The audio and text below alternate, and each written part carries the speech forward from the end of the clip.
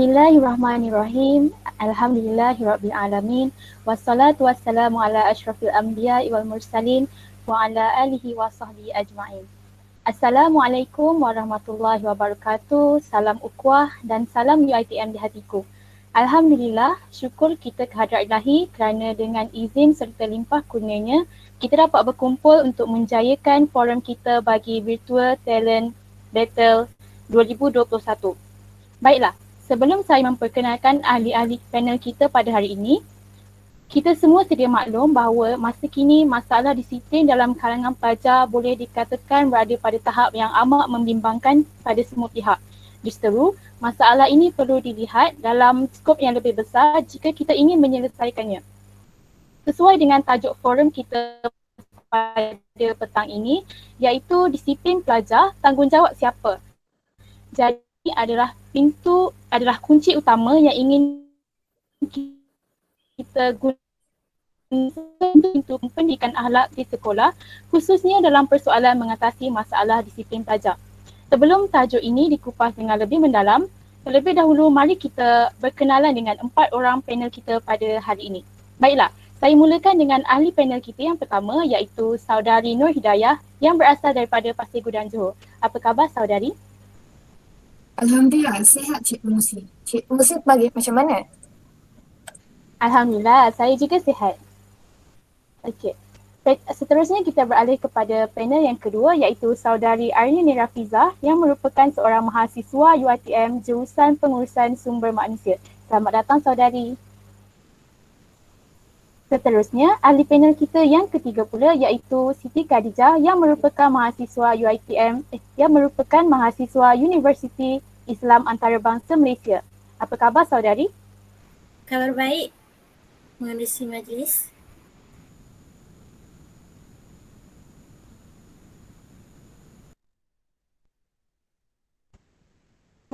Di Pontian. Selamat datang juga buat saudari. Baiklah, sebelum saya menyimpang dengan lebih jauh, soalan saya kepada panel pertama adalah, apakah sebenarnya konsep tanggungjawab dan disiplin ini? Terima kasih Pengusi yang cantik molek pekertinya membawa rasional persoalan. Terlebih dahulu, yang dihormati barisan tetamu kehormat, kombinasi intelektual kehakiman, rakan-rakan panel yang lain dan seterusnya hadirin yang dirahmati Allah sekalian. Pada pendapat saya, tanggungjawab dan disiplin tidak dapat dipisahkan dan sudah semestinya membawa kepada persoalan yang berkaitan dengan kawalan individu, pemimpin, masyarakat dan sebagainya. Kawalan ini lah yang penting dalam menentukan jati diri, akhlak serta kualiti yang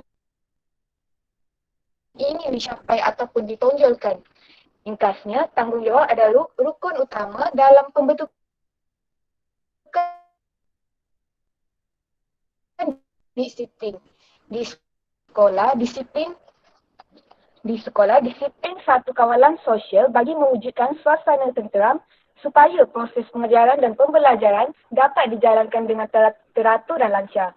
Maka di sinilah terletaknya tanggungjawab yang digalas oleh pihak yang terlibat dengan disiplin pelajar, sama ada murid itu sendiri, guru disiplin, guru-guru, pihak pentadbiran maupun ibu bapa atau masyarakat umumnya.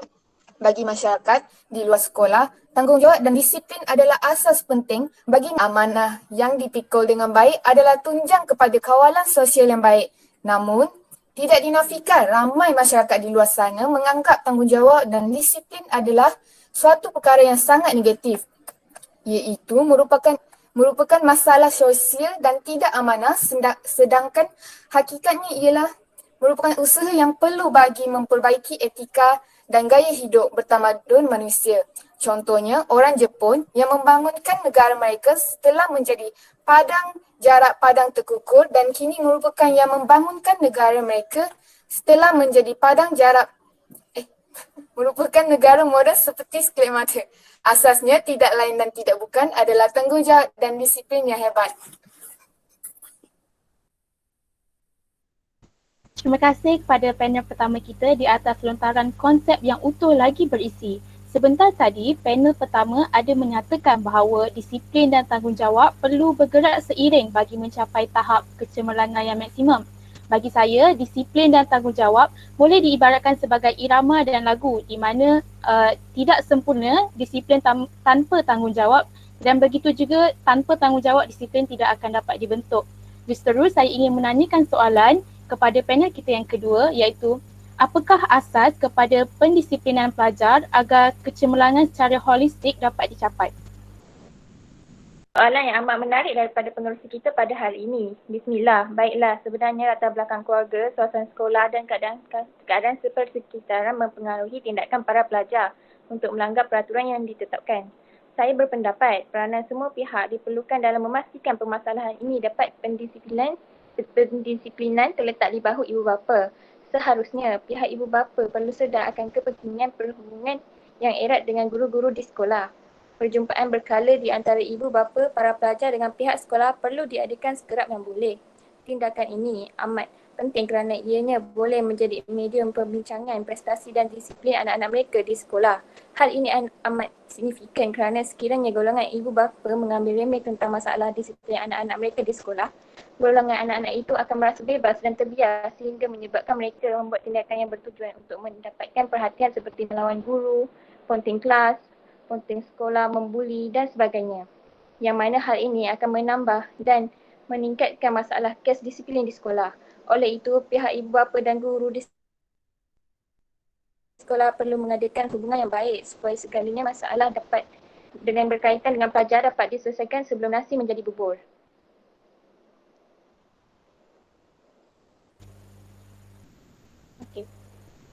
Terima kasih kepada panel kedua kita di atas pandangan yang bernas sebentar tadi. Sekarang, sudah terang lagi bersuluh bahawa sebenarnya terdapat banyak asas pendisiplinan yang boleh diimplementasikan untuk mengawal masalah pelajar disiplin pelajar di sekolah. Baiklah, seterusnya saya beralih kepada panel kita yang ketiga. Jika kita lihat pada situasi pada hari ini, seringkali terpampang di dada-dada akhbar berkenaan keruntuhan akhlak dalam kalangan remaja seperti kes rogol, vandalism, buli dan sebagainya. Jadi bolehkah saudari kongsikan apakah sebenarnya faktor berlakunya perkara seperti ini? Silakan. Terima kasih saudari pengerusi majlis, yang dihormati ahli panel dan sidang hadirin sekalian. Assalamualaikum, salam sejahtera, salam satu Malaysia. Isu tentang keruntuhan akhlak dalam kalangan pelajar sekarang ni memang tak pernah lekang daripada bibir masyarakat. Jadi sangat sedih bila kita memikirkan sikap remaja yang semakin menjadi-jadi kebelakangan ini. Mereka merupakan peneraja utama negara, tetapi sikap yang mereka paparkan tidak menggambarkan langsung peribadi dan ciri-ciri seorang pemimpin. Lihat saja zaman sekarang ni, kita boleh lihat kes jenayah semakin menjadi-jadi. Terdapat satu laporan pada tahun 2015, statistik kes jenayah yang direkukan oleh PDRM iaitu Polis Diraja Malaysia mencatatkan kadar peningkatan krisis akhlak dalam kalangan pelajar sangat serius dan sangat menggerukan. Dan terdapat juga sumber daripada Utusan Malaysia pada tahun 2016, KPM iaitu Kementerian Pendidikan Malaysia telah merekodkan sebanyak 13,359 pelajar sekolah di Malaysia, sama ada di sekolah rendah dan sekolah menengah, terlibat dengan salah laku disiplin berat. Kita dapat lihat yang semestinya kes ini sangat membimbangkan sebab 13,000 bukan jumlah yang sangat sedikit. Jadi ada berhubung dengan soalan moderator sebentar tadi, terdapat banyak punca yang menyumbang kepada keruntuhan akhlak remaja. Salah satunya adalah pengaruh rakan sebaya. So menurut kajian yang seperti kita tahu, di usia remaja ni, remaja lebih rapat dengan rakan sebaya berbanding dengan ibu bapa sendiri. Sebab apa? Sebab mereka lebih meluangkan lebih banyak masa dengan rakan berbanding dengan keluarga. Jadi rakan sebaya sangat mudah mempengaruhi rakan mereka ataupun remaja sendiri daripada melakukan sesuatu perkara sama ada benda tu betul ataupun salah.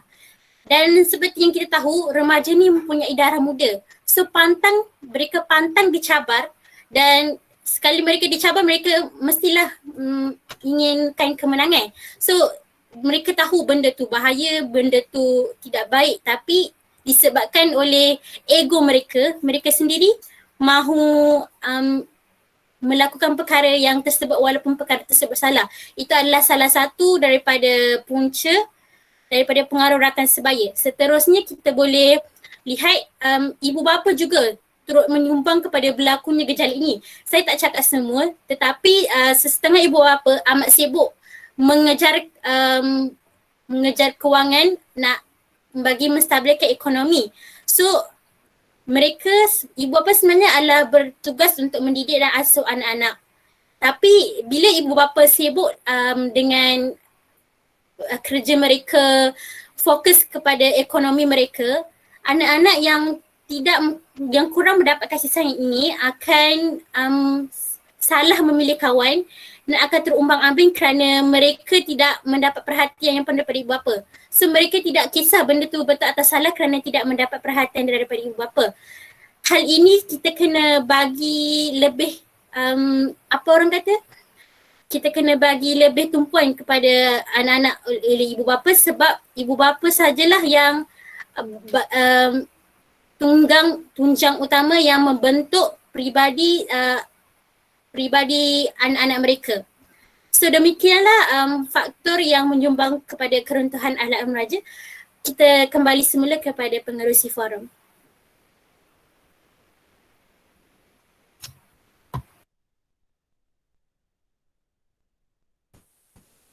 Baik, terima kasih kepada panel di atas pandangan yang saya kira cukup membuka mata kita semua tentang apa yang berlaku pada hari ini. Terima kasih panel yang ketiga. Seterusnya, jika 3 orang panel kita tadi telah menerangkan mengenai konsep tanggungjawab dan disiplin serta menghuraikan dengan selengkapnya tentang asas-asas pendisiplinan pelajar dan faktor kerosakan akhlak pelajar, saya ingin meminta pendapat panel yang keempat kita tentang persoalan disiplin pelajar. Sebenarnya terletak di bahu siapa? Silakan panel keempat. Okay, Bismillahirrahmanirrahim. Terlebih dahulu, terima kasih kerana menjemput saya untuk berbicara dalam majlis forum ini. Okay, untuk menjawab persoalan ini, umum sedia maklum, isu-isu berkaitan dengan majlis disiplin di kalangan pelajar sekolah sering diperkatakan pada masa kini dan dia menjadi fokus kepada media massa. Buktinya, pada Jun 2021 terdapat berita penularan video yang tentang pelajar SPM yang membuang buku pelajaran mereka ke dalam sungai bagi meraihkan sempena selesainya menduduki peperiksaan sijil pelajaran Malaysia iaitu SPM. Okay. Hadirin yang dirahmati Allah sekalian, dengarkan pantun ini. Berguru ke padang datar, dapat rusa berbelang kaki. Berguru bukan kepalang ajar, bagai bunga kembang tak jadi. Pantun 4 karat tadi membawa maksud bahawa menuntut ilmu biarlah dengan cara yang betul dan bersungguh-sungguh. Jika tidak, ilmu yang dituntut akan hilang atau sia-sia begitu saja. Okay. Manusia dituntut untuk mencari ilmu sehingga ke akhir hayat sebagaimana sabda Nabi Muhammad SAW yang bermaksud sesungguhnya menuntut ilmu itu merupakan kewajiban bagi setiap Muslim. Hadis riwayat Ahmad dan Ibnu Majah. Ilmu diperoleh daripada pelbagai sumber antaranya melalui pembacaan, penelitian, petakkulan, belajar daripada pengalaman, lepas serta yang paling utama menuntut ilmu daripada seseorang yang pakar dalam bidang tertentu yang digelar guru. Konsep guru merujuk kepada seseorang yang mengajar dan mendidik sama ada untuk mencapai kejayaan akademik atau kemuliaan akhlak. Guru ada di mana-mana. Ibu bapa boleh menjadi guru yang paling baik untuk anak-anaknya. Seorang kakak ataupun abang boleh menjadi guru kepada adik-adiknya. Masyarakat juga boleh bertindak sebagai guru sekiranya wujud kerencatan dalam kelompok sosialnya. Hakikatnya, semua orang bertindak sebagai guru dalam kehidupannya. Guru dalam konsep ini lebih kepada tugas mengingat-ingat, saling mencerna pemikiran melalui pengalaman, mendidik dan mendisiplinkan diri sendiri dan orang lain serta mengajar sesuatu yang berlaku dalam hidup dengan penerimaan yang baik. Maka pendapat saya yang tidak lain dan tidak bukan adalah Tanggungjawab didikan tidak kiralah daripada ibu bapa, guru, masyarakat, media massa dan semua yang terlibat adalah bertanggungjawab dalam pembentukan disiplin, iaitu pendisiplinan murid. Seperti kata-kata sahabat Rasulullah SAW tentang penilaian baik masyarakat muslimin adalah baik bagi Allah SWT, dan sebaliknya jika penilaian buruk maka buruklah bagi Allah SWT.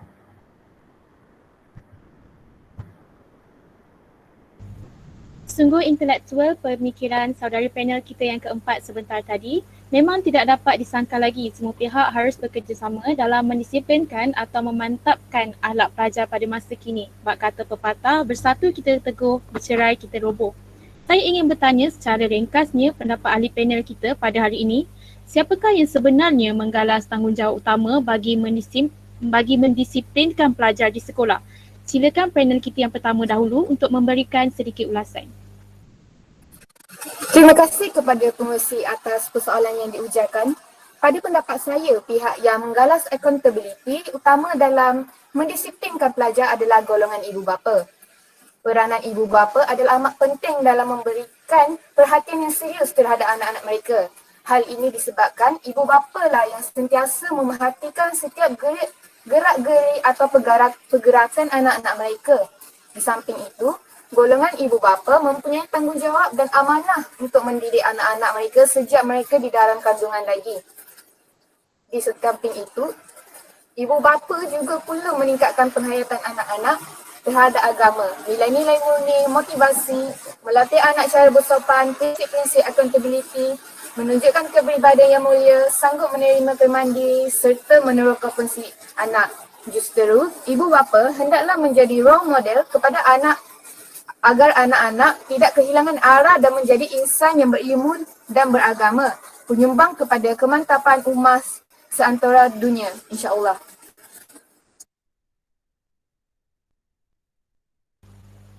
Begitu hebat pendapat yang diutarakan oleh panel kita sebentar tadi. Diharapkan ianya dapat dijadikan pegangan dan panduan oleh golongan ibu bapa di luar sana untuk mendidik anak remaja kita menjadi insan yang berilmu dan beragama, insya-Allah. Sekarang kita perdengarkan pula pendapat daripada panel kita yang ketiga secara ringkas tentang siapakah yang menggalas peranan utama dalam mendisiplinkan pelajar. Silakan. Terima kasih kepada saudari pengerusi majlis. Mengenai persoalan saudari, kita sudah sedia maklum bahawa pihak ibu bapa, pihak guru dan rakan sebaya sememangnya memainkan peranan yang penting dalam membentuk sasiar dan disiplin pelajar. Namun pada pendapat saya, peranan media massa kita tak boleh lupakan. Mengapa? Sebab media massa ni adalah merupakan salah satu platform dan saluran yang efektif dalam menangani masalah untuk mendisiplin, masalah untuk membentuk disiplin pelajar. Media massa merupakan salah satu bentuk kemajuan teknologi informasi dan komunikasi. Jadi seperti yang kita dapat lihat pada zaman ini, berikutan pandemik COVID-19 yang melanda dunia pada hari ini, remaja banyak menghabiskan masa mereka bersama media elektronik seperti telefon pintar dan komputer riba. Sebab hal ini disebabkan proses pembelajaran kini diadakan secara atas talian sebagai salah satu langkah untuk mengekang wabak tersebut daripada merebak luas daripada dalam negara. Jadi kesannya para pelajar kini mempunyai lebih kebebasan untuk melakukan apa yang diingini sewaktu proses pengajaran dan pembelajaran berlangsung. Secara tidak langsung ramai pelajar yang tidak mampu untuk patuh akan jadual masa sekaligus mengganggu mereka punya disiplin. Jadi apa peranan media massa? Media massa ni bertanggungjawab dalam mendidik minda dan perspektif para pelajar dengan menyebarkan mesej kesedaran yang menarik, sama ada dalam bentuk video, filem, drama ataupun komik atas talian. Hal ini kerana seperti yang kita tahu, visual sangat membantu untuk menarik minat lebih-lebih lagi remaja zaman sekarang yang kurang membaca dan lebih menumpukan hidup mereka terhadap media massa. Seperti salah satunya platform yang mereka selalu habiskan masa adalah media sosial. So di samping apabila bentuk mesej kesedaran seperti video, filem atau drama yang berbentuk kesedaran, bukan sahaja mereka tidak membazir masa, malah mereka akan mendapat kesedaran. Tapi mesej tersebut yang dikira bagus adalah saya kira yang menyentuh perasaan. Jadi sebenarnya media massa ni tanggungjawabnya adalah sebenarnya kepada semua pihak. Tanggungjawab sebagai manusia ataupun sebagai pengguna media, kita adalah saling mengingatkan. So saya rasa itulah antara mengapa media massa berperanan dalam membentuk disiplin pelajar pada hari ini. Baik, begitu hebat sekali wacana yang dilontarkan oleh panel kita yang ketiga sebentar tadi. Seterusnya, persoalan untuk panel kita yang kedua, masih soalan yang sama. Siapakah sebenarnya yang bertanggungjawab dalam mendisiplinkan pelajar kita di sekolah pada hari ini? Maaf kepada para hadirin sekalian kerana panel kita yang kedua tidak dapat menyambungkan talian kerana kekangan jaringan internet. Jadi saya akan sambungkan forum kita dengan panel kita yang keempat. Jadi soalan saya kepada panel kita yang keempat masih lagi berlegar dalam soalan yang sama, iaitu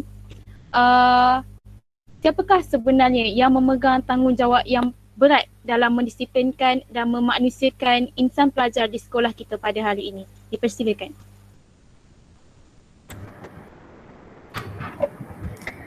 Okey, terima kasih kepada saudari pengerusi yang sentiasa aktif menanyakan banyak soalan.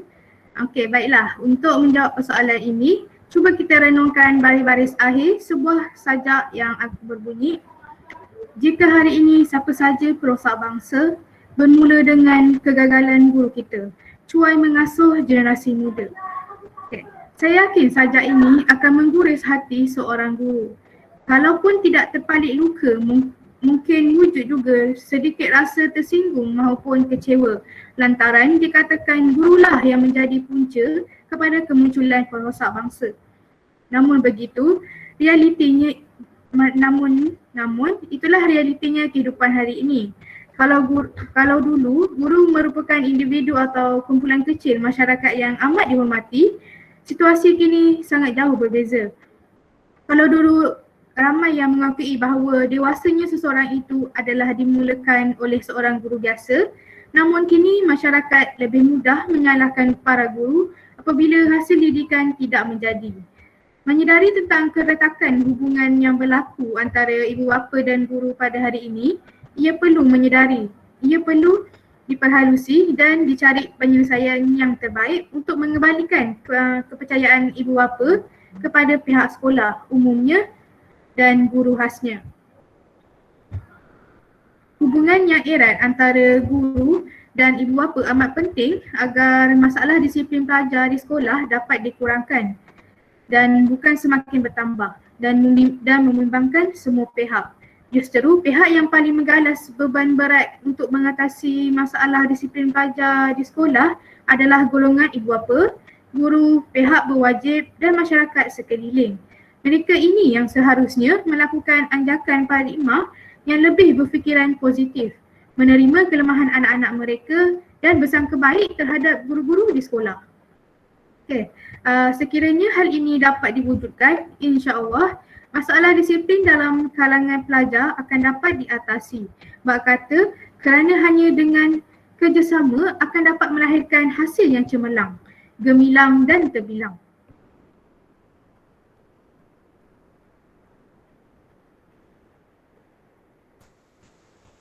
Terima kasih saya ucapkan kepada keempat-empat panel kita pada petang ini kerana sudi hadir dan menyuarakan pendapat masing-masing. Semoga apa yang kita dapat pada hari ini bukan sekadar masuk telinga kanan, keluar telinga kiri. Dan nampaknya masa telah mencemburui kita. Sebelum kita berakhir, marilah bersama-sama kita menepuk tangan untuk diri kita sendiri kerana berjaya dan tekun untuk mendengar perbincangan kita pada hari ini.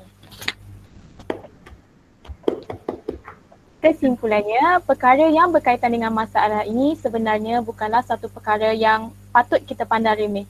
Kerana setiap individu dan setiap pihak mempunyai tanggungjawab mereka dalam membendung kemelut ini daripada terus menjadi bara.